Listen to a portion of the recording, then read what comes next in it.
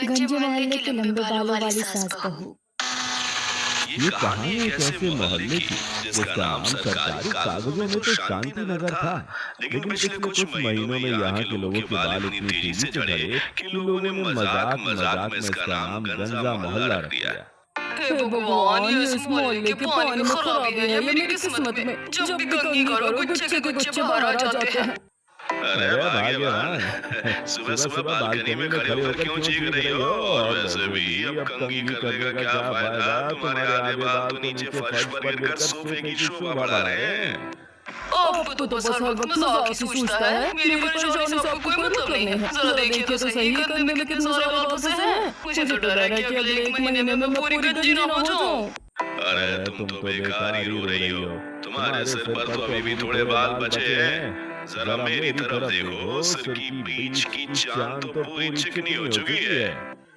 हाँ वो तो है। आपके सिर तो दूर से ही लाइट रिफ्लेक्ट करता है, पर मुझे अपनी चिंता है।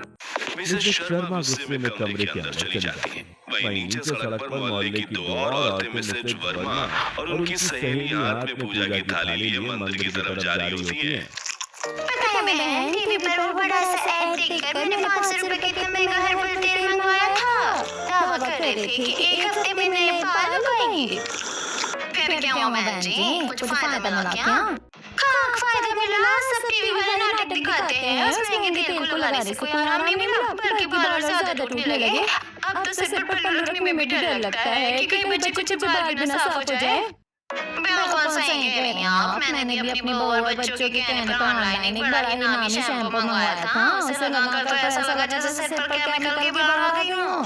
दोनों औरतें बड़बड़ाती हुई मंदिर की तरफ बढ़ जाती हैं। ठीक उसी के पास राजू की चाय की दुकान है, जहाँ मोहल्ले के कुछ आदमी सुबह सुबह अखबार पढ़ने और चाय पीने इकट्ठा हुए थे, जो इन औरतों की बातें सुन रहे होते हैं।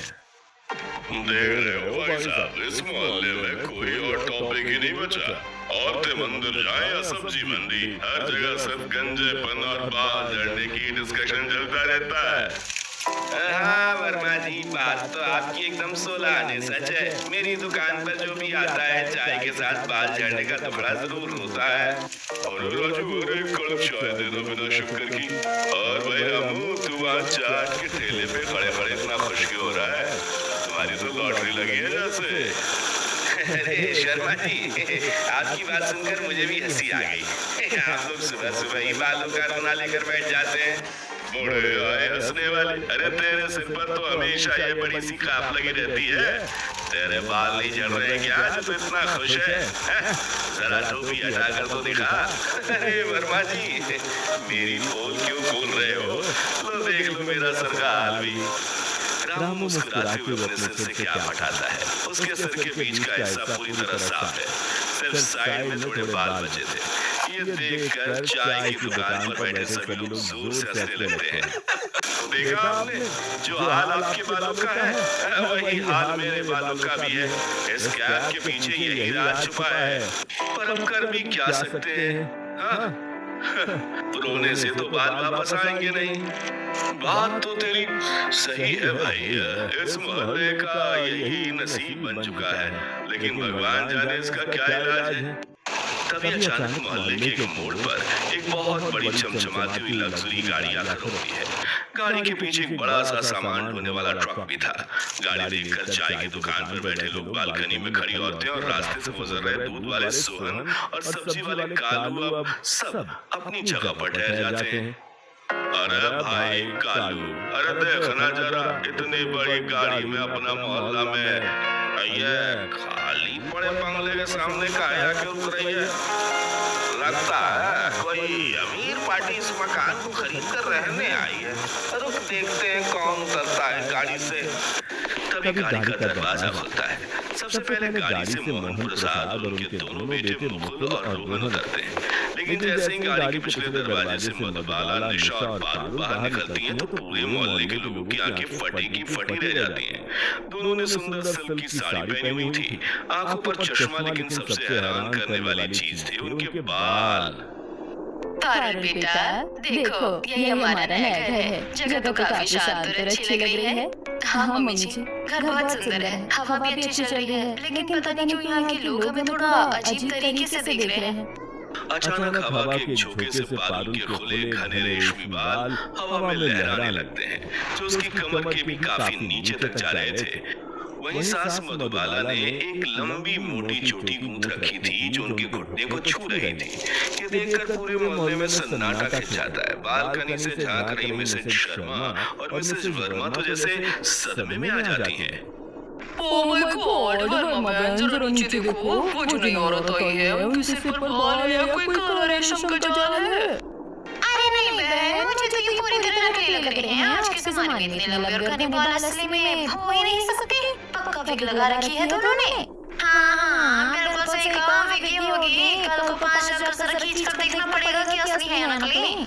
नीचे सड़क पर दूध वाला सोहन और सब्जी वाला कालू भी अपनी टोकरी और केतली पकड़े वहीं जमे हुए थे। अरे सच कहूँ तो इन दोनों सास बहू के सिर पर जितने बाल है ना, उतना तो हमारा पूरा गंजा मोहल्ला में सब लोगों के सिर पर बाल मिलाकर नहीं होगा भाई। बात तो तूने 1 लाख की कही सोहन, पर भाई ये हमारा मोहल्ला है, यहाँ बड़े बड़ों के बाल मिल जाते हैं। देखना 2 महीने यहाँ रहेंगी ना तो इनका भी हमारी तरह ही हाल हो जाएगा। भाई साहब, ये परिवार तो बड़ा हाई फाई लगता है, पर इनके बाल देखकर तो सच में पूरे मोहल्ले की औरतें डिप्रेशन में आ जाएंगी।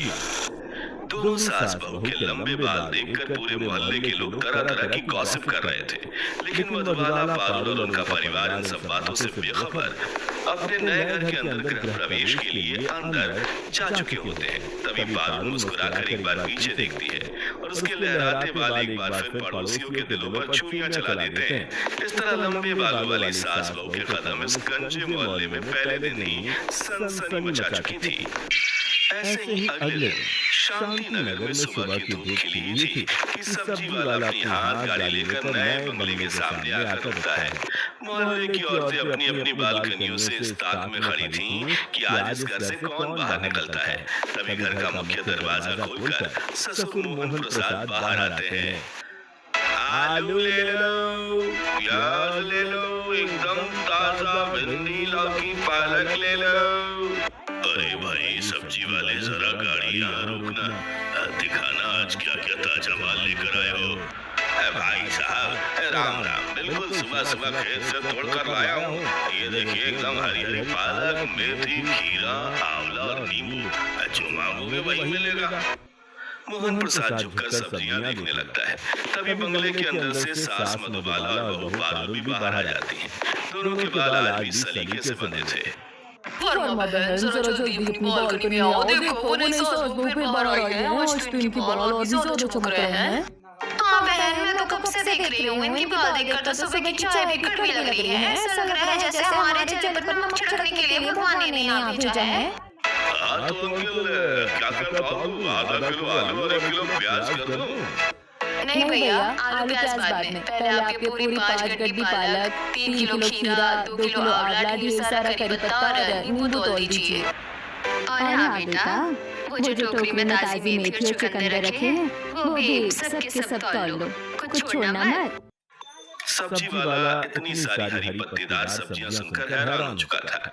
उसने अपनी जिंदगी में किसी एक परिवार को एक साथ इतनी हरी सब्जियां खरीदते नहीं देखा था। तभी वहां से मिस्टर वर्मा गुजरते हुए रुक जाते हैं। अरे भाई साहब राम राम, सुबह सुबह इतनी सारी सब्जियां और पत्ता, घर में कोई गाय भैंस पाल रखी है क्या जिसके लिए ये चारा ले जा रहे हैं? अरे नहीं वर्मा जी, हमारे घर में कोई गाय भैंस नहीं है। ये हरी सब्जियां तो हम इंसानों के खाने के लिए है। इंसानों के लिए इतनी सारी पालक और आंवला, भला कोई एक दिन में इतनी घास फूस कैसे खा सकता है भाई साहब?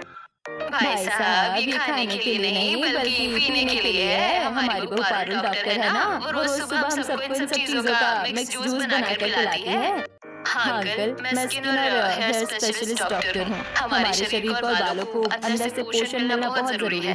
सुबह का ये वेजिटेबल जूस हमारे रूटीन का सबसे पहला हिस्सा है। अच्छा तो ये राज है। कालू जल्दी जल्दी सारा सामान तोल कर रख देता है। तभी अंदर से आकर रोहन भारी थैला उठाकर अपने पूरे परिवार के साथ अंदर चला जाता है। वहीं मिसेज शर्मा और मिसेज वर्मा सब्जी वाले की तरफ दौड़ती हुई आ रही थी। अरे कालू जरा इधर आओ, वो लोग इतनी सारी सब्जियां लेकर गए हैं, क्या सच में वो सब खा जाते हैं? हाँ वो कह रहे थे कि वो इन सबका जूस बनाकर पीते हैं। डॉक्टर बहू है उनकी।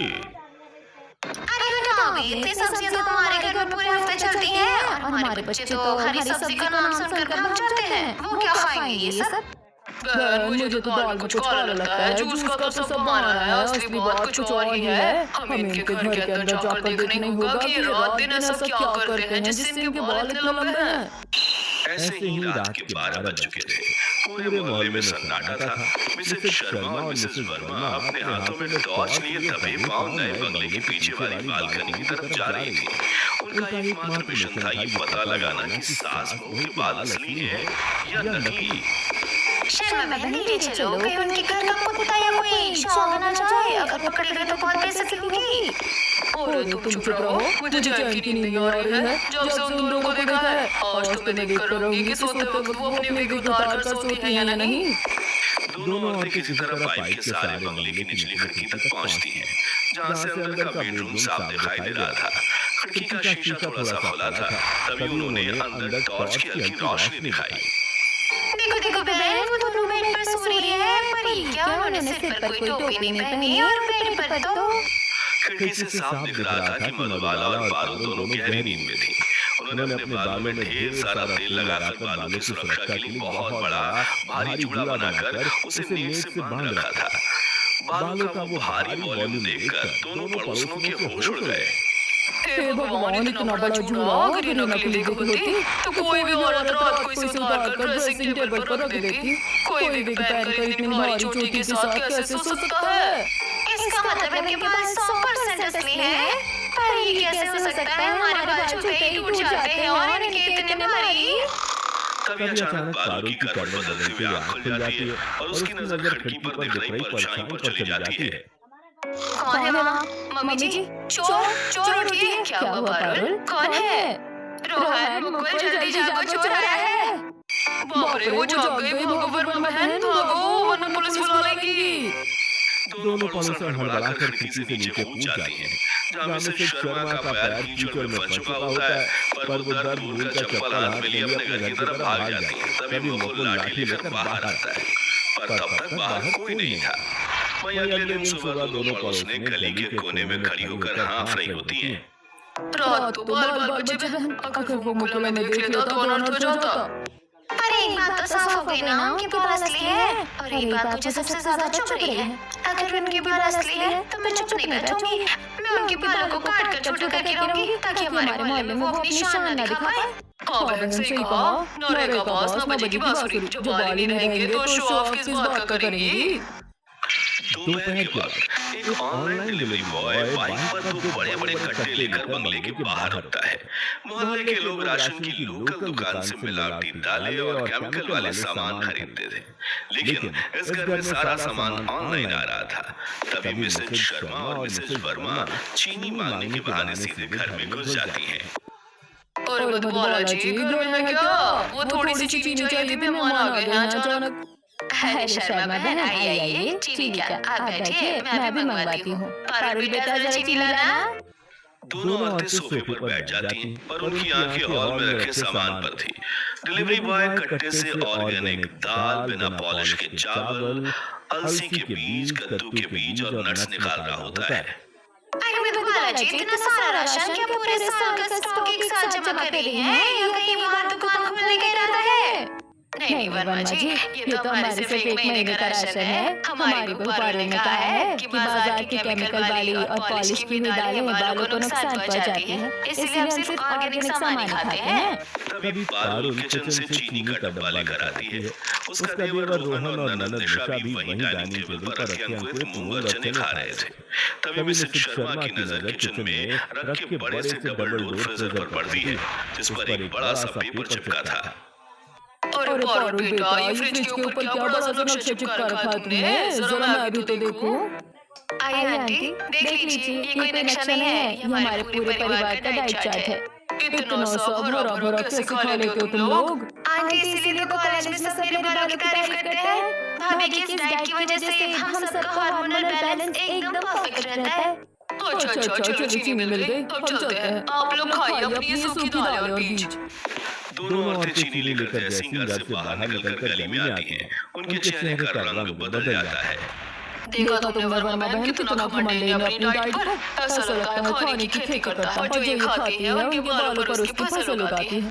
सही कह रही हूँ, मुझे तो इनके बालों को देखकर इतनी जलन होती है कि मन करता है इनकी चुट्टी पकड़कर जोर से खींच दूं। पर कोई नहीं, सबसे मिटने वाला कहानी याद है ना, कल सुबह इनका कमर चूर हो जाएगा। ऐसे ही अगले दिन सुबह मधुबाला और पारुल दोनों हमेशा की तरह कालू की गाड़ी पर सब्जी लेने पहुंचती हैं। उनके ठीक पीछे मिसेस शर्मा चुपचाप खड़ी थी। जहाँ मिसेस शर्मा ने हाथ में साड़ी के पल्लू के पीछे एक बड़ी सी लोहे की कैंची छुपा रखी थी। कालू भैया, आज नींबू थोड़े बड़े देना, पारुल जरा देखना धनिया ताजा है या नहीं। हाँ मम्मी जी, धनिया तो अच्छा है। भैया 1 किलो टमाटर भी तोल देना। जैसे ही पारुल झुककर टमाटर उठाने लगती है, वैसे उनकी लंबी घनी चोटी उसकी कमर से नीचे लटककर हवा में लहराने लगती है। मिसेस शर्मा यही मौका देखकर पीछे से कैंची निकालकर दबे पांव ठीक पारुल के पीछे आ जाती हैं। आज नहीं बचेगी इसकी बालों की शान, ये लो। मिसेस शर्मा तेजी से कैंची चला देती हैं, जिस वजह से पारुल के नीचे के करीब 4 इंच लंबे बालों का एक बड़ा सा गुच्छा कटकर सीधे जमीन पर गिर पड़ता है। अरे रे बाप रे पारुल बेटा, जरा नीचे देखो, ये जमीन पर क्या गिरा है? तुम्हारे बाल। क्या इस मोहल्ले में आकर तुम्हारे बाल भी झड़ने लगे? क्या मेरे बाल?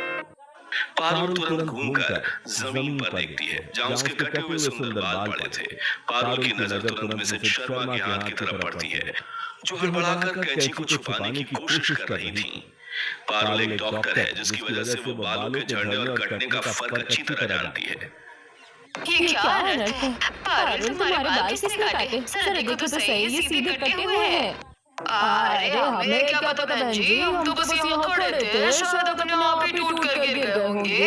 यहाँ का पानी ही ऐसा है।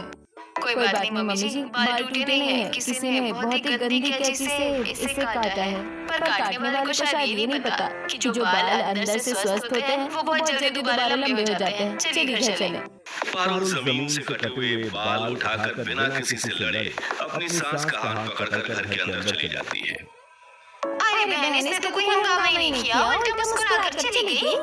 बढ़िया डॉक्टर, देख लेंगे कितने दिन मुस्कुराती है। अभी तो सिर्फ 4 इंच काटे हैं, अगली बार पूरा गंजाना कर दिया तो मेरा नाम भी शर्मा नहीं।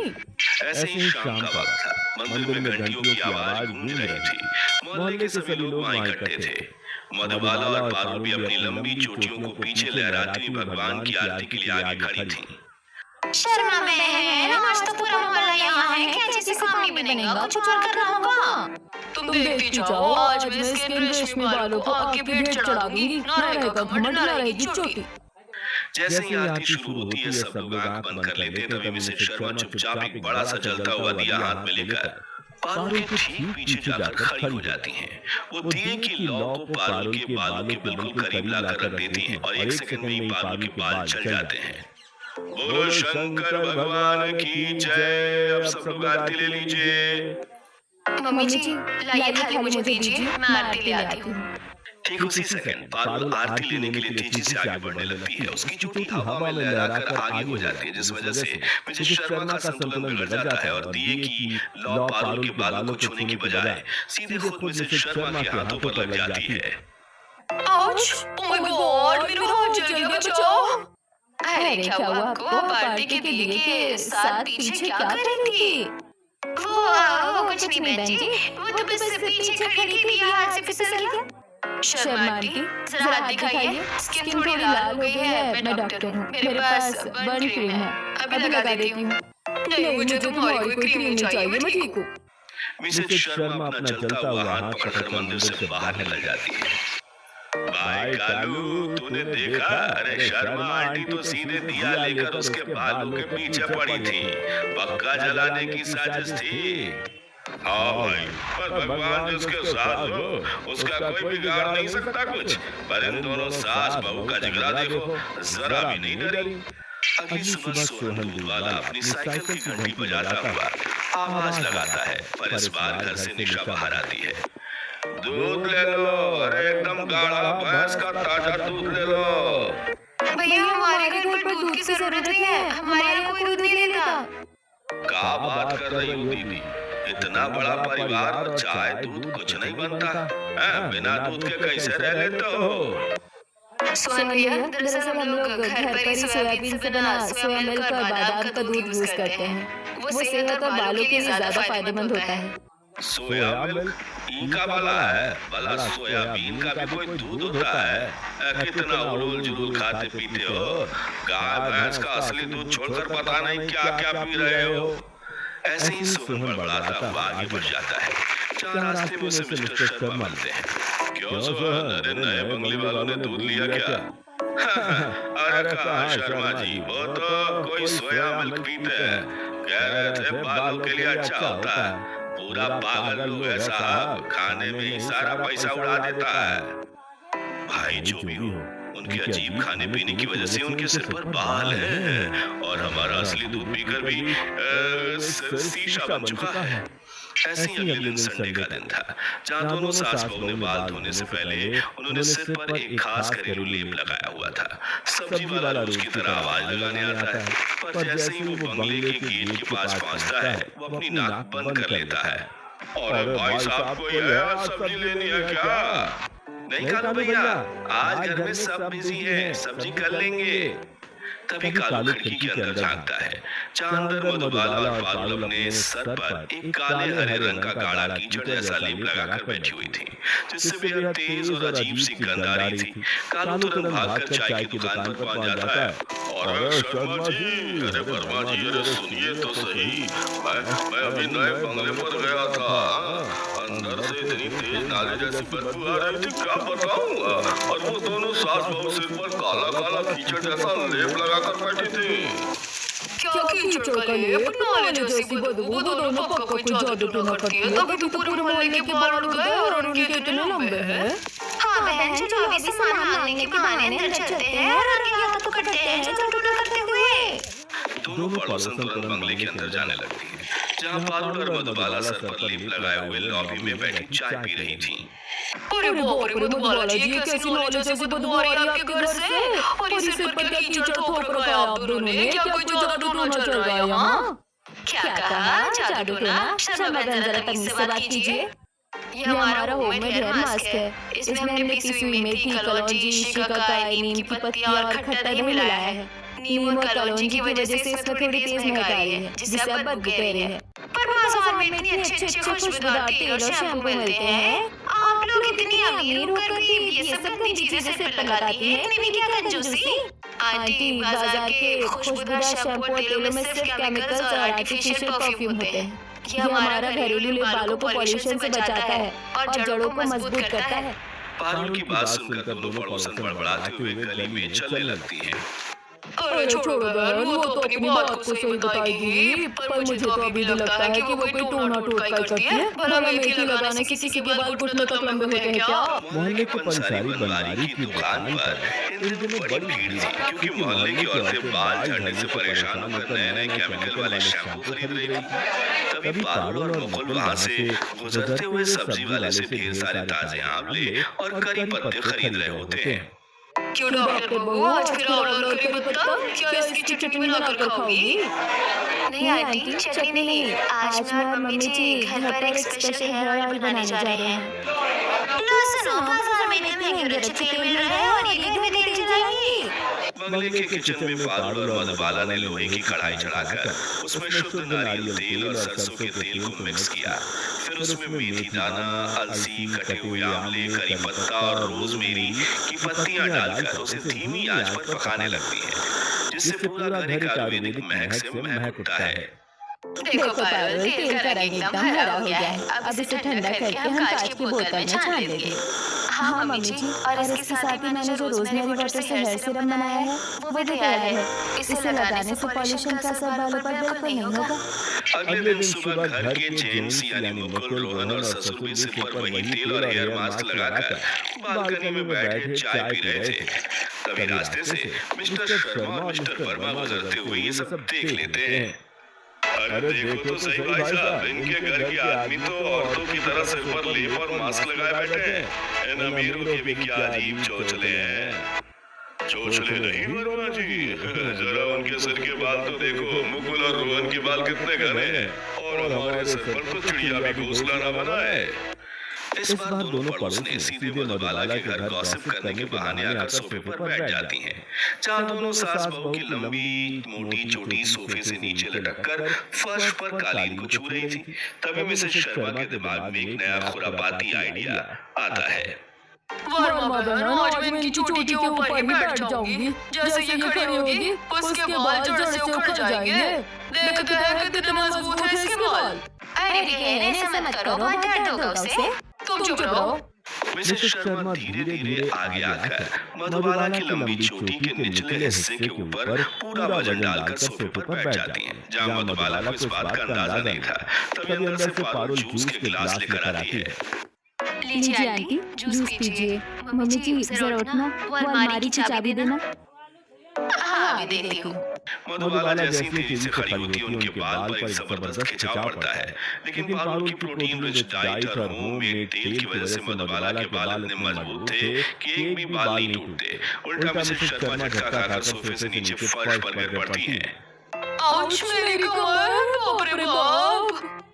अरे शर्मा बहन, ये क्या आप फर्श पर कैसे गिर गई? और आप मेरी चोटी के ऊपर बैठी थी क्या? अरे नहीं बहन जी, सॉरी गलती से मुझे दिखा नहीं। वो क्या है ना, हमारे बाल तो छोटे छोटे हैं, तो हमें इस तरह नीचे देखकर बैठने की आदत नहीं है। मुझे चक्कर आ गया था शायद। कोई बात नहीं आंटी, पर हमारे बाल अंदर से बहुत स्ट्रांग है, ये इतनी आसानी से नहीं टूटते। लीजिए, थोड़ा जूस पी लीजिए, चक्कर ठीक हो जाएगा। एक बार फिर उनका यह प्लान भी बुरी तरह फेल हो जाता है। ऐसे कुछ दिन बीतते हैं और एक सुबह पारुल अपने बगीचे में लगे पौधे को पानी दे रही थी। तभी वो एक बहुत ही अजीब चीज नोटिस करती है। पौधों की हरी पत्तियां अजीब तरीके से काली पड़ चुकी होती हैं और उन पर एक अजीब सी केमिकल की परत जमी थी।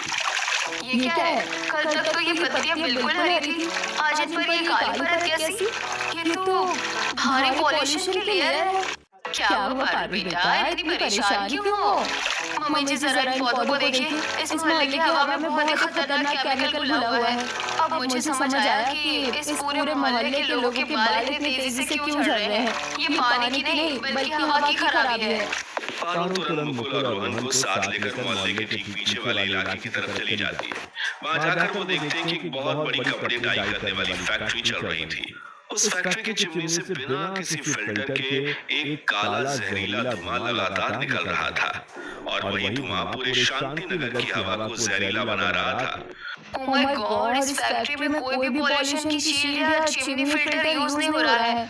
ये सीधे लोगों की स्किन और बालों को बर्बाद कर रहा है। हमें इसके मालिक से बात करनी होगी। पारुल मधुबाला, मुकुल और मोहल्ले के कुछ पुरुषों को साथ लेकर फैक्ट्री मालिक के केबिन में पहुंचती हैं, जहां मालिक आराम से कुर्सी पर बैठा सिगार पी रहा था। हाँ भाई, क्या बात है, तुम सब लोग यहाँ झुंड बनाकर क्यों आए हो? मेरा काम डिस्टर्ब मत करो। मिस्टर मालिक, आपकी इस फैक्ट्री से निकलने वाला जहरीला केमिकल और धुआं पूरे शांति नगर की हवा को बर्बाद कर रहा है। यहाँ के बच्चों से लेकर बुजुर्गों तक के बाल झड़ चुके हैं और स्किन इन्फेक्शन हो रहा है। आपको तुरंत अपनी चिमनी में पॉल्यूशन फ्री शील्ड लगानी होगी। अरे ओ मैडम, डॉक्टर होगी तुम अपने घर की, मुझे बड़ी बड़ी बातें मत सिखाओ। ये फैक्ट्री पिछले 10 सालों से ऐसे ही चल रही है। आज तक किसी को कोई दिक्कत नहीं हुई और तुम आज आई हो मुझे कानून सिखा रही हो। मैं ऐसा कुछ नहीं करने वाला, जो करना है कर लो।